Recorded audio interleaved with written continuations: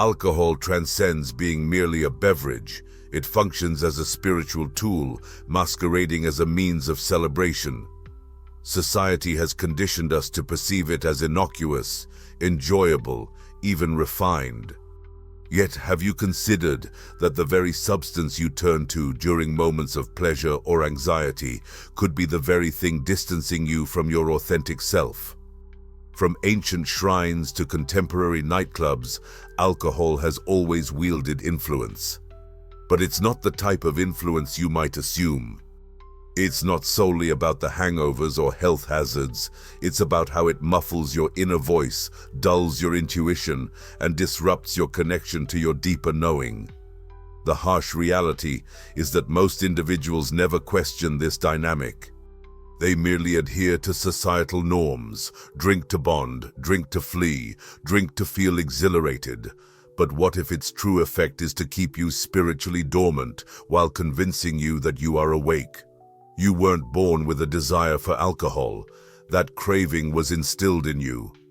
And before it became a hallmark of modern nightlife and social interaction, it embodied something entirely different.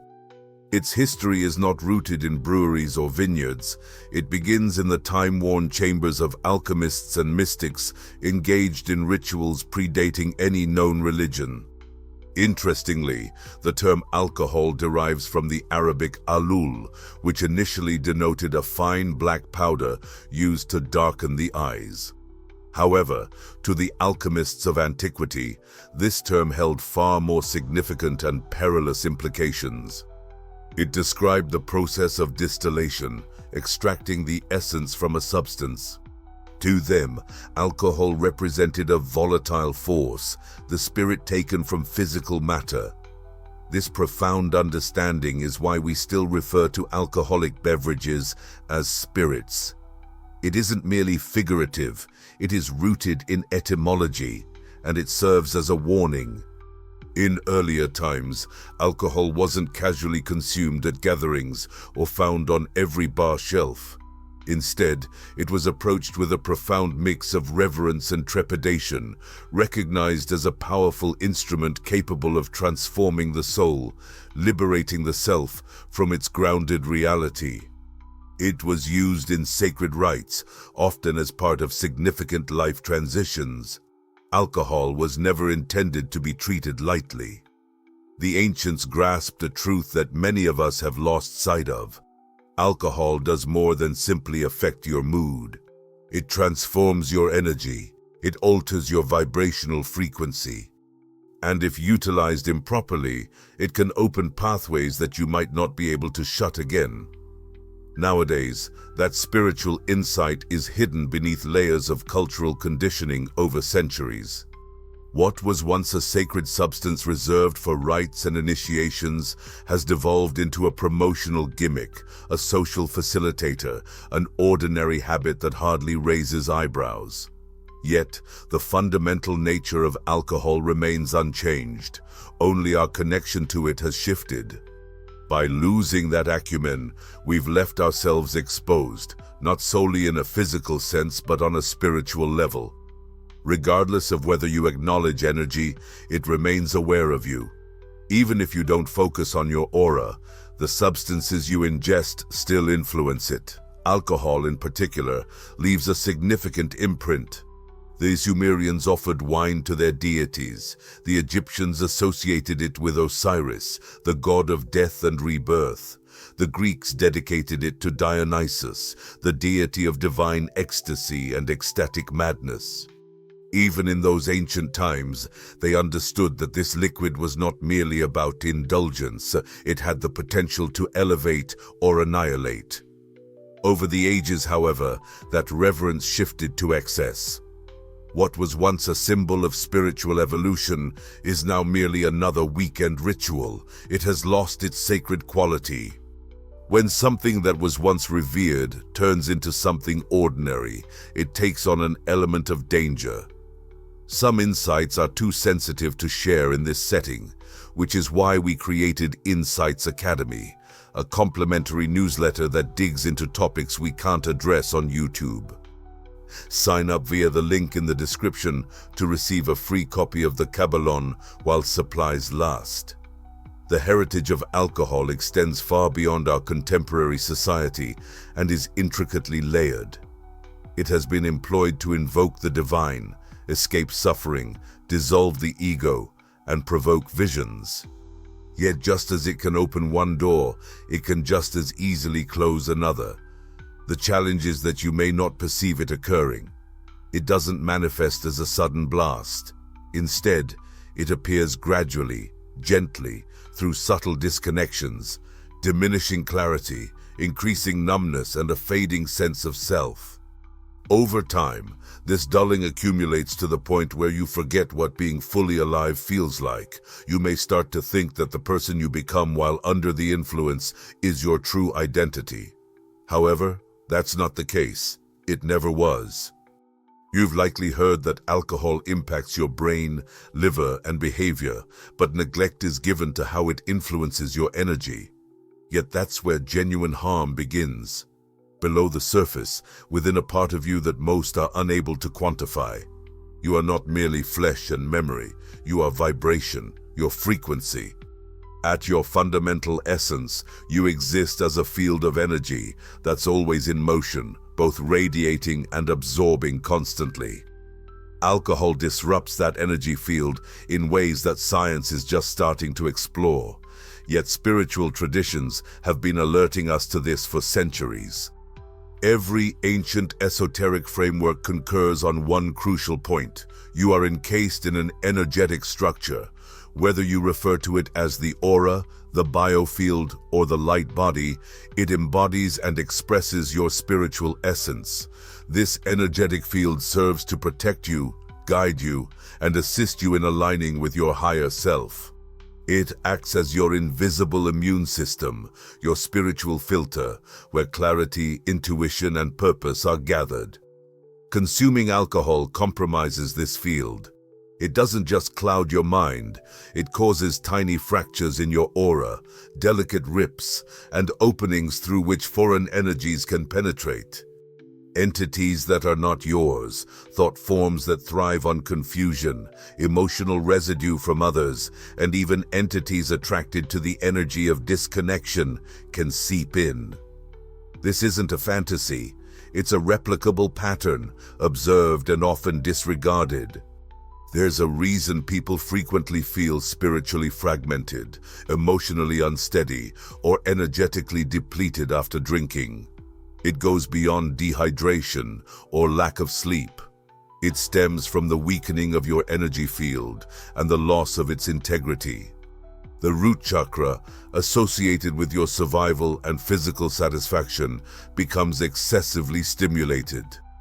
You find yourself anchored in the material realm, drawn towards primal desires. In contrast, the crown chakra, which serves as your access point to elevated awareness, becomes muted, desensitized, or obstructed. That's the exchange. You may feel a fleeting liveliness, yet spiritually, you become isolated. As your drinking increases, this disconnected state becomes your new norm. It's an unspoken truth. No one warns you that every glass you pour isn't merely a decision about your night. It's a choice influencing your spiritual alignment. Alcohol conditions your body to bypass intuition. It dampens your instinctual feelings, substituting presence with performance. You might believe you are forming deeper connections with others, but what's truly occurring is the erosion of your energetic boundaries. Yes, you're more receptive, but not in a way that nurtures healing. Rather, it opens you up to exposure. You may laugh more loudly, speak more quickly, and feel unencumbered, yet your spiritual safeguards diminish. The aspects of you that ought to be shielded are now exposed to external influences. Over time, this exposure intensifies, making it increasingly challenging to meditate or trust your thoughts. You cease to hear your inner compass, leading you to mistakenly believe that alcohol is integral to your confidence, creativity, or ease. Yet, this is merely an illusion. Alcohol does not generate those qualities. It only temporarily quiets the inner noise that obstructs them, only to create additional noise, burying the silence you yearned for even deeper. You were never meant to rely on a substance to feel complete. That notion was ingrained, marketed to you, and repeated until it seemed factual, but it isn't. The authentic truth is this: each time you indulge, you're not just affecting your body, you're altering your energetic frequency. You're stepping away from alignment with your higher self. The more frequently this occurs, the further off course you drift. Some individuals sense this intuitively. They often express a sense of unease following alcohol consumption, feeling that something isn't quite right, though they struggle to pinpoint it. This isn't a sign of weakness, it's your awareness trying to break through the haze. It's a signal that your energy field, the most sacred aspect of your being, is calling to be safeguarded, not harmed. The crucial question remains: are you paying attention? When you consume alcohol, you open a gateway. Do you truly understand what you're allowing in? Most individuals remain in the dark because they've only heard part of the narrative. While it's true that alcohol diminishes inhibitions, impacts coordination, and induces relaxation, the reality is that the dynamics at play are much more intricate and perilous. When your aura is compromised and the protective layer around your energy is disrupted, you're vulnerable to more than merely emotional turmoil. You become energetically accessible to entities that thrive on your disconnection. Numerous ancient practices, spanning from shamanic to hermetic to spiritist traditions, have long issued caution regarding this phenomenon. Alcohol doesn't merely change your state of mind, it creates vulnerabilities, it forges access points. And not everything that enters through these openings has your best interests at heart. Steiner referred to them as subnatural beings, while others call them astral larvae or obsessing spirits or even parasitic entities. Although these titles differ, the fundamental pattern remains the same. There exist non-physical entities that thrive on confusion, fear, addiction, and spiritual isolation, and by its very nature, alcohol renders you more susceptible to their influence. Consider instances where you've witnessed someone completely inebriated. Reflect on the emptiness in their gaze, the erratic behavior, the absence of the person you once recognized. It transcends mere intoxication, it's spiritual disconnection. The light within them dims, leaving room for something else to control their body. It may not fully take over, and it may not do so all the time, but enough to act without full consciousness, enough to inflict karmic damage, enough to forget their actions and subsequently wonder why they feel like a stranger to themselves. There's a reason why narratives involving violence, abuse, or drastic personality changes frequently include alcohol. It's not merely psychological, it's also energetic. When the authentic self recedes, another presence can emerge. The energy you project while intoxicated, especially when it becomes a routine, functions like a lighthouse. It signals to whatever exists beyond, I am available, I am exposed, I am no longer fully in control. Truth be told, many individuals remain oblivious to this. These influences don't always present themselves in the dramatic way depicted in horror films. More often than not, they manifest as thoughts, desires, or habits. You might think the urge to drink again is merely a habit. But what if it's being subtly suggested to you, introduced into your emotional landscape by something that benefits from your disconnection? These entities don't require your belief. They simply need your consent. And consuming alcohol is that consent. It's a form of permission, not legally but energetically. When you open the door, they come in, and they linger beyond just the hangover. This isn't intended to instill fear. Rather, it's to emphasize the gravity of the spiritual ramifications. Because through repeated numbing, We don't merely lose our presence, we forfeit our sovereignty. Our capacity to clearly choose our path and stay aligned with the elevated aspects of our being becomes clouded. We become increasingly reactive, more suggestible, and less able to differentiate between what genuinely belongs to us and what has been imposed upon us.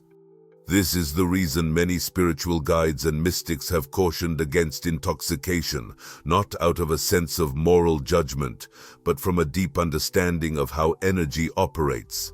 They grasped what we seem to have forgotten, that sustaining spiritual clarity requires constant attention.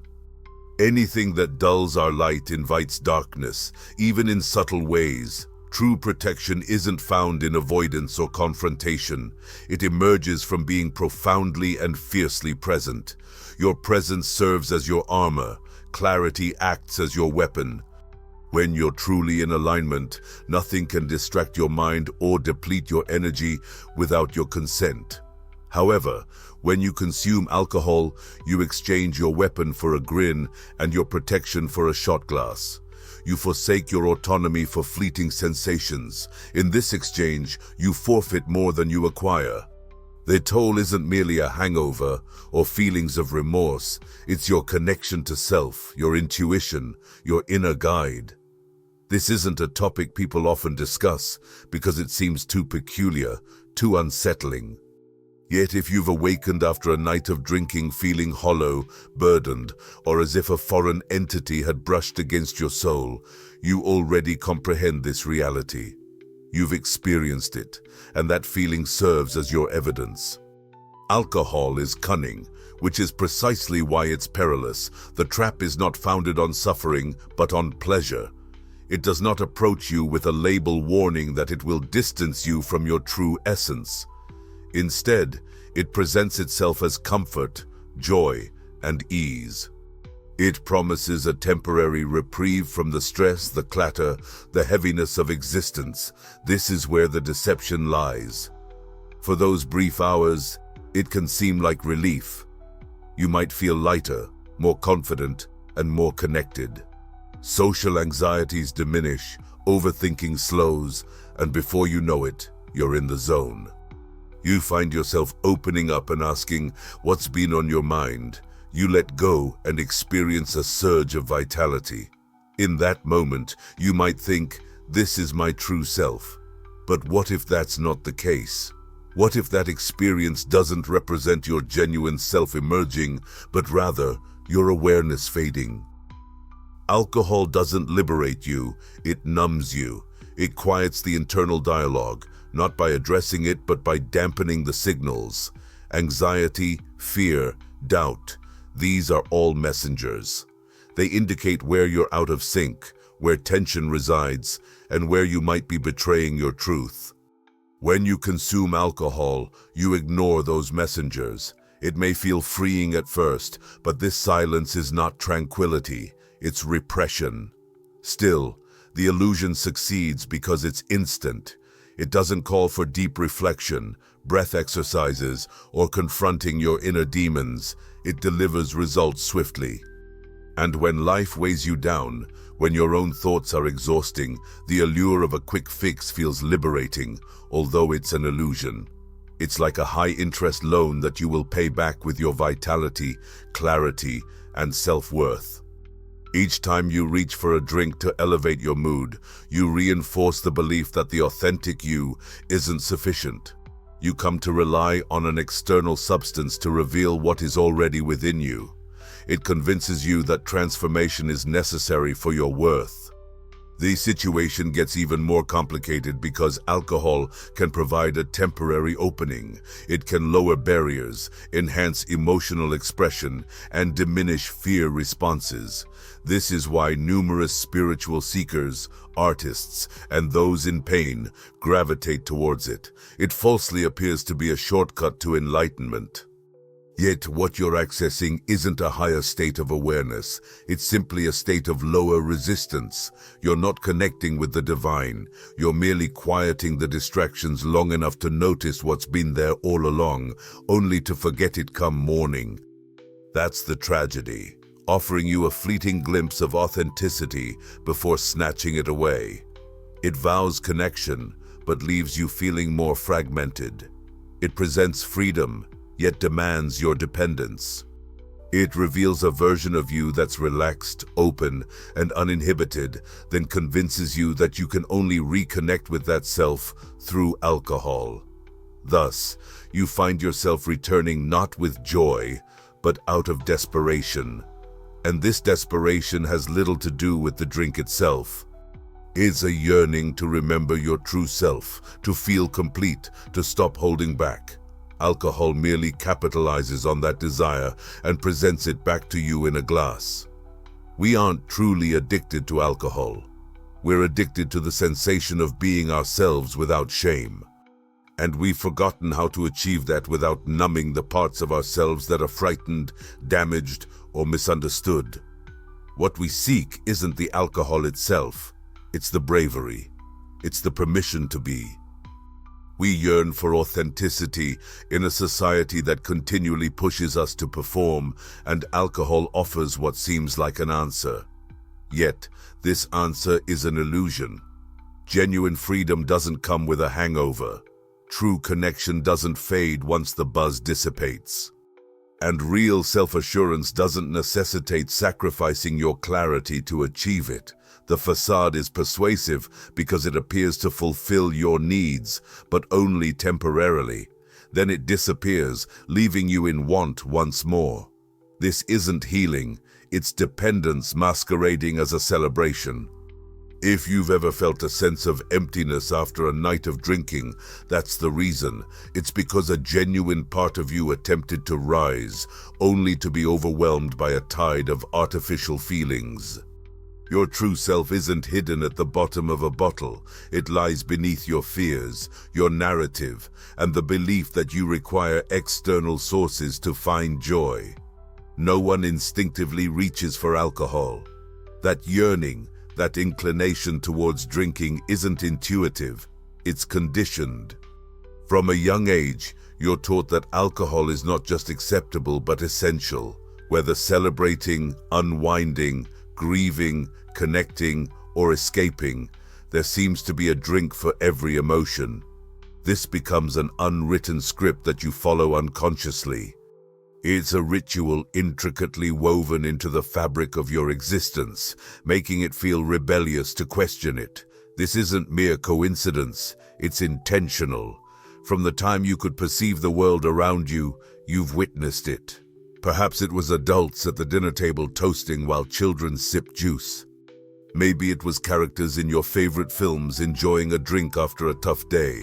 Perhaps the parties, the music videos and advertisements, all brimming with joy, allure, and confidence, revolve around alcohol.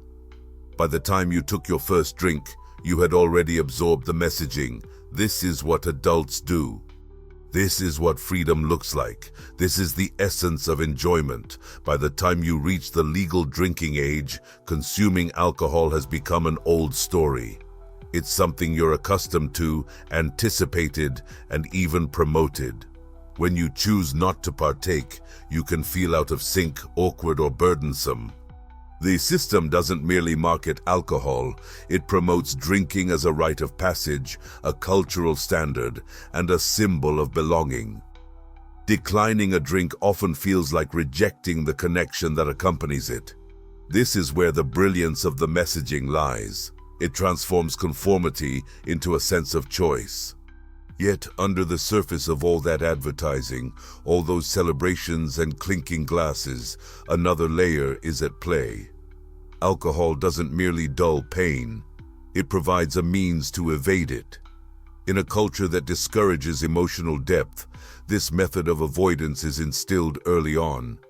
You're taught to suppress feelings, to be functional, as if emotions are an inconvenience and vulnerability a flaw. When you find something that eases your discomfort and dulls the intensity of your inner experiences, it feels like a lifeline. What many fail to recognize is that emotional suppression is not inherent. It's a behavior learned over time. Once you've adopted it, you seek tools to sustain it. Alcohol stands out as one of the most socially acceptable options. There's no need for justification. You can simply pour, sip, laugh, and carry on. However, as you lean on it more, your nervous system begins to depend on it, and your sense of self becomes intertwined with the sensations it creates. You forget how to endure discomfort. You forget how to find joy without assistance. You lose the ability to experience deep and genuine feelings without a substance to bolster your emotions. The industry is fully aware of this dynamic. They don't simply sell beverages.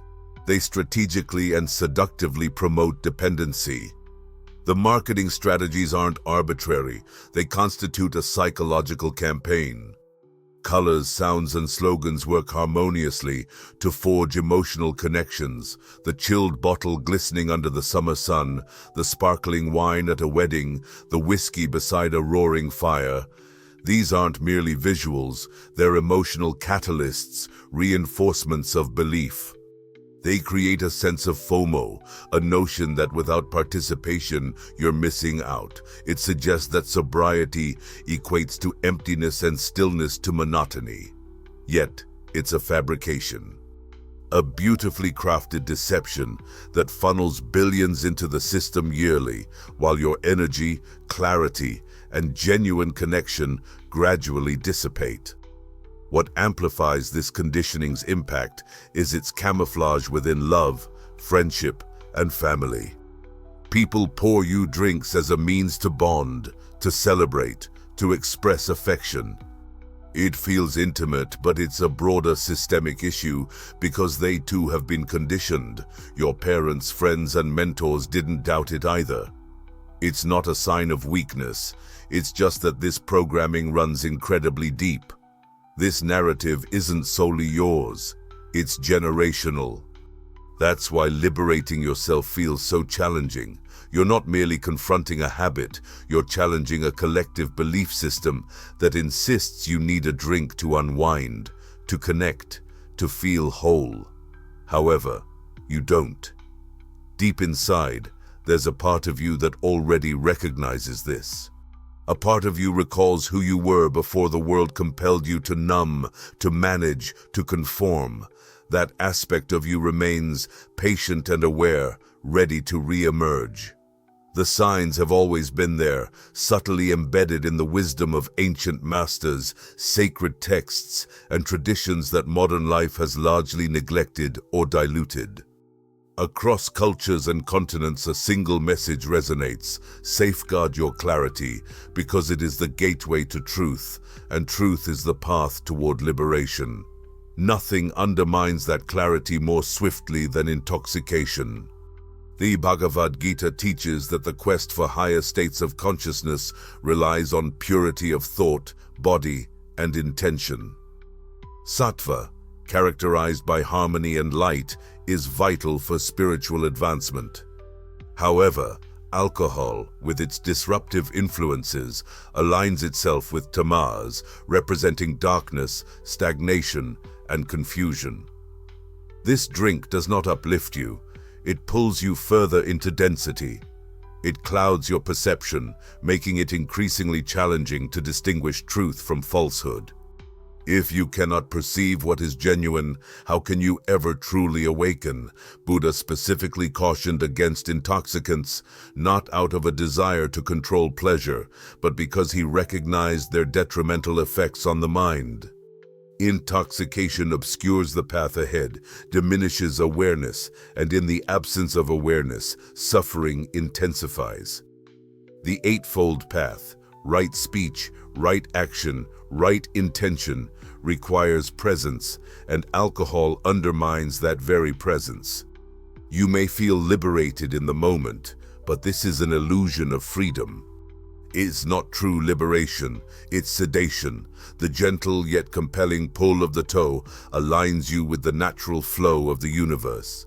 To follow this toe is to navigate with harmony, elegance, and inner tranquility.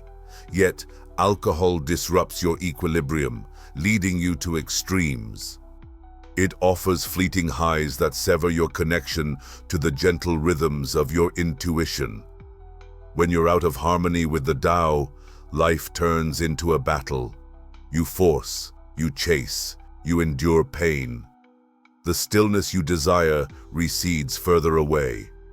Even in Christianity, cautions exist. If you look beyond the rituals and symbols, saints and mystics frequently spoke about the necessity of vigilance, of remaining spiritually alert, and of safeguarding the heart and mind from anything that leads to excess or forgetfulness. Saint Augustine characterized drunkenness as a form of self-neglect, a fracture in the bond between soul and source, a surrender that stems not from devotion, but from escapism. In Islam, the teachings are even clearer. Alcohol is deemed haram, forbidden, not out of moral superiority, but due to the turmoil it introduces to the soul. In Islamic mysticism, the body is regarded as a sacred vessel, a temple of divine trust. Altering your state through intoxicants constitutes a breach of that trust. It's not merely about control, it encompasses a sacred duty. In the realms of hermeticism and alchemical wisdom, alcohol holds a complex significance. It is honored as a solvent, a force of purification capable of revealing essential truths. Yet, it is also met with apprehension, for what it uncovers is not always illuminating. It can either dissolve ego or cloud clarity. The alchemists recognized the critical importance of intention. When employed thoughtfully, a substance can serve as a mentor. When misused, it turns into a snare. They acknowledge the delicate boundary between transformation and devastation. Yet over time, these insights have become diluted. Contemporary society has selectively appropriated symbols, wine for blessings, toasts at celebrations, Dionysian ecstasy, while neglecting the deeper wisdom. We preserved the surface allure, but lost the intrinsic meaning. We've turned sacred substances into mere social instruments, mislabeling spiritual numbness as enjoyment. Society suggests that questioning alcohol is a sign of being overly serious, that abstaining isolates you. However, spiritual traditions advocate a different perspective. They do not shame those who choose to forego intoxication. Instead, they honor this choice, for maintaining clarity in a world addicted to escape is a devoted act, not to a higher power, but to one's own spirit. It has never been about adherence to rules. It has always been about resonance, maintaining a frequency high enough to remain connected. When you consume alcohol, that frequency diminishes. You might not perceive it immediately, but your soul certainly does. Your dreams become less vivid, your prayers feel distant, your meditative practices become more laborious. This isn't mere coincidence, it's a consequence. The spiritual journey does not demand perfection, but calls for sincerity. And with honesty, the truth becomes clear. Alcohol extracts more than it contributes. It guarantees elevation, but delivers disarray. It mimics connection while leaving you more isolated. In a world yearning for greater light, presence, and awakening, the price of that confusion is excessive. Just as alcohol marks your physical being, it permanently influences your energy. However, the damage isn't the conclusion of the narrative. Energy is not fixed. It is fluid, aware, and capable of self-correction when the proper circumstances are provided. What has been fragmented can be mended. What has been dulled can be reignited. The healing process does not reside within a bottle or originate from a prescription. It starts the moment you opt to recall what alcohol caused you to forget, that you have always possessed the necessary tools.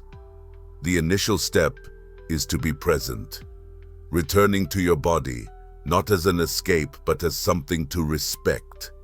Being present doesn't demand effort, it requires permission, permission to experience feelings, to observe what has been numbed, to sit with the discomfort that alcohol had been protecting you from. That discomfort is not your adversary, it serves as your signal. It reveals where you've neglected yourself and is inviting acknowledgement, not suppression. From this point, healing evolves into a practice. It's not a quick fix, but a realignment. Meditation aids in restoring the mind's natural rhythm, bringing you back into harmony. Breathwork helps shift your nervous system from survival to regulation. With each intentional breath, you convey to your body, "I'm present now, I'm safe, we are no longer fleeing." Nevertheless, the healing delves deeper than just mental clarity. Your energetic field, or aura, also requires restoration. Techniques such as Reiki, sound healing, and energy clearing are effective because they do not merely soothe the surface, they recalibrate your frequency. They mend the fractures, close the gaps, and restore your energy to wholeness. It may appear subtle, even abstract, but once you experience it firsthand, you will sense the transformation. You'll feel the space returning, and you'll notice the fragmented parts of you reassembling. Yoga serves as another significant ally, not solely the stretching or postures, but the unity it fosters among breath, body, and awareness. It aligns your physical and energetic systems, rewiring your impulses and gently eliminating the restlessness that once sought escape. And with each movement, you start to rebuild a connection with your body that is founded on trust rather than punishment or evasion. Nature has a crucial role in this process as well. Few forces can cleanse your energy field as swiftly as the earth can. Spending time in the woods, near the ocean, or beneath the vast sky isn't merely a luxury, it's a form of healing. It resets your internal rhythm, soothes the chaos around you, and reinstates your authentic signal. When you immerse yourself in the rhythms of nature, you reconnect with the sound of your true self. And that sound is neither chaotic nor desperate. It is tranquil, steady, and complete. There's also the subtle yet often overlooked impact of intention. Your energy field reacts to your thoughts, your will, and your choices. By setting a healing intention, you start to rearrange your reality to align with that frequency. You begin to see the people, practices, and insights that bolster your journey. Synchronicities increase and resistance diminishes. This isn't magic, it's about alignment. It all begins when you resolve to stop fleeing from your true self. This healing odyssey isn't about guilt or striving for purity and perfection, it's about gaining awareness. With that awareness, you begin to perceive alcohol for what it truly was, not a failure but a teacher, one that highlighted what doesn't serve you and revealed parts of yourself that yearn for compassion instead of numbing. You don't need to regret your past in order to let it go, you simply need to stop the cycle. As you do, something extraordinary starts to happen. Your aspirations become clearer, your intuition sharpens, and your creativity flows anew, not from a frenzied high, but from a profound well of truth. You find joy in laughter without needing to be intoxicated, forming genuine connections with others. You experience emotions fully, realizing they won't shatter you. That's what healing embodies, not perfection, not control, but being fully present. The ability to remain with yourself through every phase and season without the urge to escape. And gradually, softly, your energy field starts to resonate once more. That resonance is your cue. It signifies your alignment. It's your essence reclaiming its rightful place. Real freedom isn't discovered at the bottom of a bottle. It's not found in the buzz, the haze, or the fleeting surge of confidence. That's the ruse. Alcohol presents itself as a form of liberation. It vows to unlock the parts of you that feel trapped, yet it never delivers the key. Instead, it offers you a mere illusion of one. While you pursue that fantasy, you overlook the reality.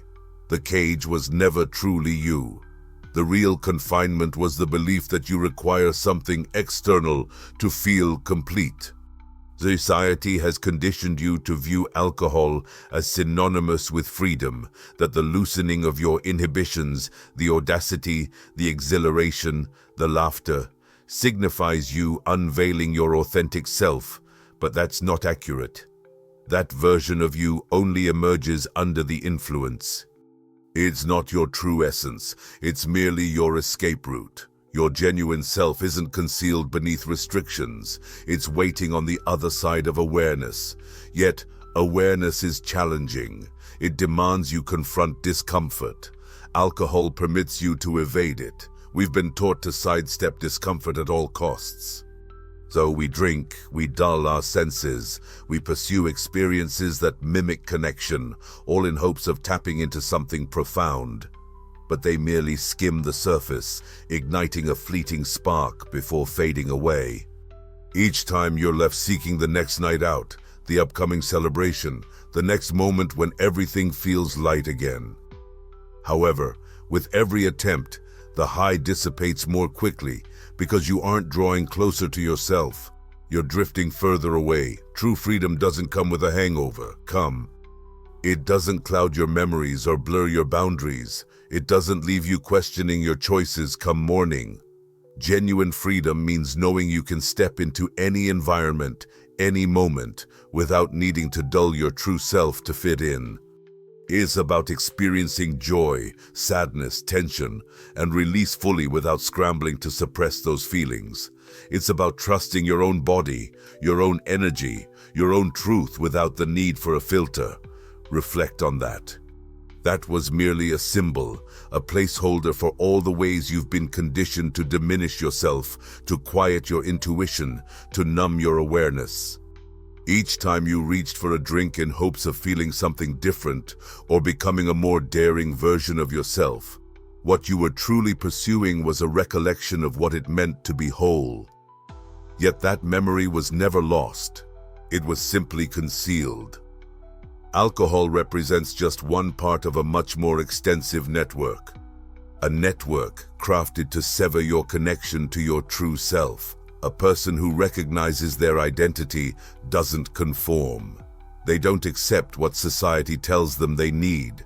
They don't look for validation in substances that harm their body and dull their spirit. Instead, they cultivate clarity and strength. This type of clarity poses a threat to systems built on confusion. So, contemplate this. Who gains when you remain unclear? Who profits from the notion that you require a drink to unwind, to mingle, to feel worthy, to experience freedom?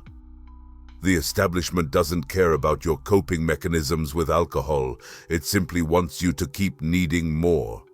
It ensures you remain just numb enough to avoid confronting the profound questions regarding your purpose, your pain, your true power.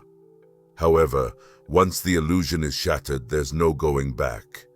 That's when genuine transformation begins, not through guilt or strict rules, but through awareness and honesty. And the reality is, you possess far more power than you've been led to think.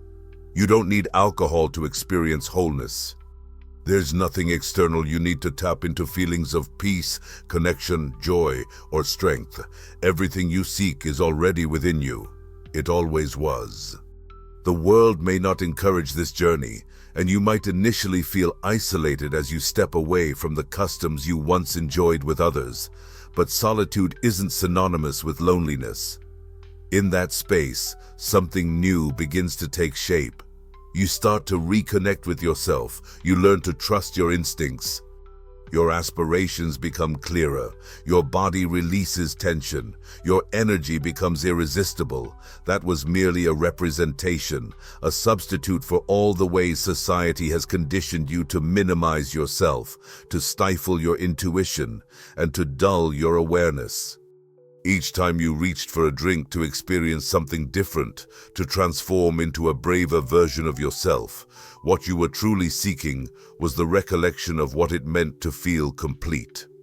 That recollection was never lost. It was simply concealed. Alcohol is just one strand in a much more intricate network, a network meant to keep you estranged from your true self. Because a person who reconnects with their identity doesn't conform. They don't accept what they're told they need. They don't look for affirmation in substances that harm their body and dull their spirit. They become lucid, unwavering. Such clarity poses a threat to systems built on misunderstanding. So ponder this. Who gains when you remain unclear? Who benefits when you believe you require a drink to unwind, to engage socially, to feel lovable, or to experience freedom? The system is indifferent to whether alcohol assists you in coping. It only cares that you repeatedly return for more. It wants you to remain just numb enough so you never pause to understand that you don't truly need it. It's about avoiding the deeper questions concerning your purpose, your pain, and your power. However, once the illusion becomes clear, it cannot be unseen, and that is when genuine transformation takes root.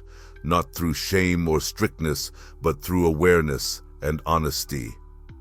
The truth is that you possess far more power than you've been led to think. You don't rely on alcohol to feel complete. You don't need external sources to find peace, connection, joy, or strength. Everything you seek is already within you. It always has been. The external world may not affirm this journey. Initially, you might feel isolated as you distance yourself from the practices you once engaged in with others, but solitude is not synonymous with isolation. Within that space, something transformative arises. You begin to rediscover your voice. You learn to trust your instincts. Your aspirations become clearer. Your body finds relaxation. Your energy becomes alluring, not because you're acting a part, but because you're in harmony with yourself and not isolated. Increasingly, individuals are awakening, challenging established narratives, and shedding the substances, routines, and beliefs that have kept them stagnant. We aren't merely mending what's broken. We are recalling and reclaiming the clarity that has always belonged to us. As you begin to revert to your natural state, it becomes evident that this is liberation, not a fleeting escape, but an embodied freedom. This aspect of the journey isn't often discussed. It doesn't go viral. The clarity that emerges doesn't lend itself to marketing. It simply must be experienced moment by moment, breath by breath, with mindfulness, bravery, and authenticity. If you've made it to this point, you already sense it. That allure, that truth lying just beneath the surface. That inner voice whispering that you're prepared, not for perfection, but for honesty, clarity, and sovereignty. Ensure that voice does not fade away. Do not trade your clarity for mere comfort. And don't wait for someone else to give you the green light to start living from your core. You've already invested too much of your energy elsewhere. Now is the moment to reclaim it. If you're committed to rediscovering your clarity, there's an opportunity for you to delve deeper. Enroll in Insights Academy. The link is provided below. You'll gain access to insights we can't share publicly and receive a free digital copy of the Kybalion to enhance your journey. The cost of remaining unaware is far too steep. Consider this your invitation to awaken. If this video resonated with you, please share your thoughts in the comments. I understood it.